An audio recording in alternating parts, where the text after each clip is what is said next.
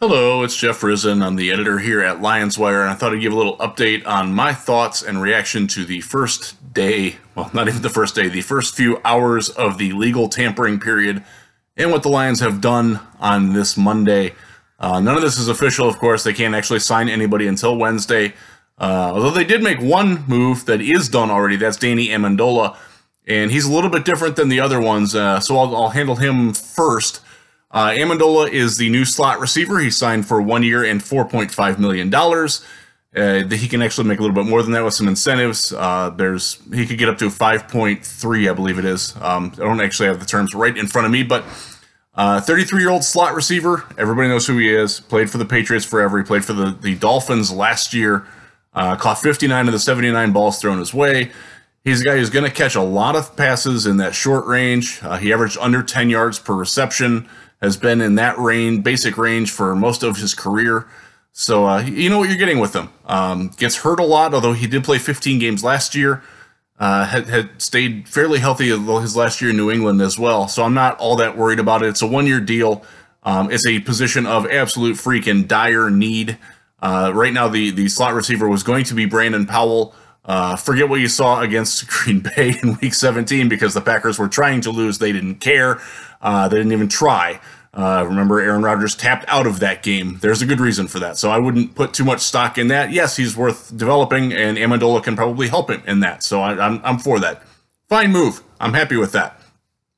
Let's move on to the bigger moves, the ones that will not be official until Wednesday because these guys are free agents who cannot be signed as of yet.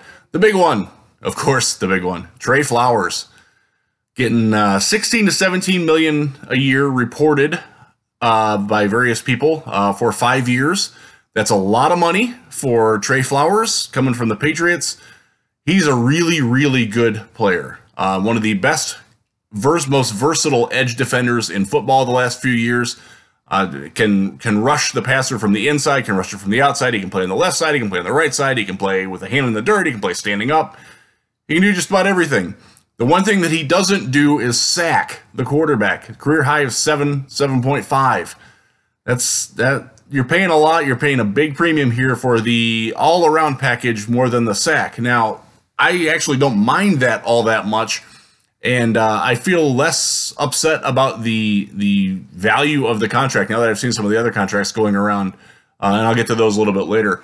It's a great signing. This is the player that many of you wanted. I actually would have preferred somebody else, but I'm perfectly happy with Flowers. He's a very, very good player. He makes the Lions' defensive front one of the best in the league. They are probably almost inarguably the best run defense in the league now between him, Snacks Harrison, Deshaun Hand, and A'Shawn Robinson. Yeah, run against that. See, good luck with that. So I'm very happy about that. And I like the fact that he does generate pressures at a much higher rate than anybody that's currently in Detroit. That will help. Put him opposite Devon Kennard, a guy who doesn't generate pressures but actually finishes. And I kind of like that because Kennard, he had, 7 sacks last year, didn't have that many pressures. So if you get a guy who can create, they do actually have other guys that can finish. So I'm not too concerned with that. Next was Jesse James, the tight end. He's a number 2 tight end. The number 1 tight end is still not on this roster, but they didn't have a number 2 tight end. They probably don't have a number 3 tight end either, but they at least they have one now. Jesse James, blocking guy, not a great athlete. He is a little bit better of a receiver than Le'Veon Toilolo was coming here. That's probably the role that he's going to do. He's an inline guy. Will probably get a lot of run. He fits what the Lions did with Darren Fells, who I actually thought that they would get since he got released from Cleveland again yesterday. And I would have liked Fells back. I think Fells is a little bit better. But James is younger. He's 24, going on 25. That's promising. That's another thing with Flowers. He's young. And the third person that they signed is Justin Coleman, who was one of the best slot corners in the game, and it's shameful that I and the rest of us in both the Detroit media and the national media didn't talk about this guy more as a possibility for being a Lion. That's my bad. That's our bad. I'll speak for a lot of us on that. He's a very good slot corner. He's not good outside the slot, but he's really, really good in the slot. One of the top 5 in allowing reception percentage. He keeps them at a pretty low rate as well. can tackle, very good tackler. 55 tackles last year as a slot corner. That's really nice. He had blitz a little bit. That's not what he's done in the past. Has experience in a Patricia defense. He played for the Patriots for his first 2 years. We've seen a pretty good track record of what Seattle has done in developing defensive backs over the years. He's been in the last 2 years there. He can play. I actually remember scouting him down at Tennessee when he was in college. I liked him quite a bit. I thought he was a little bit underdrafted, and I thought he actually, with the Patriots, didn't get as much of a shot as I would have liked him to. Well, now we'll get to see that happen in Detroit. He is the new slot corner. He is not the number 2 outside corner. That player is not on the roster yet, unless you believe, Bob Quinn really believes that Tease Tabor is that guy, and if he is, God help us all. So I'm very happy with the first day. Coleman's getting good money. He's getting $36 million over 4 years. I believe that's the figures that we got. That's more. To equate this to last year, the Browns gave T.J. Carey from Ohio University, go Bobcats, 4 years and $31.5 million. So he's getting $4.5 million more, basically $1.25 million more a year than what T.J. Carey did. He's a better player than T.J. Carey was, and Carey wound up being all right for Cleveland once they figured out that he needed to stay in the slot and not play outside. And I hope that's the case for what happens with Coleman in Detroit, because there's a lot to like there. There's a lot to offer. It takes a draft need lower. They needed ideally 2 cornerbacks after cutting Nevin Lawson, which by the way was not an unexpected move. I'm sad to see him go. I like Nevin Lawson personally.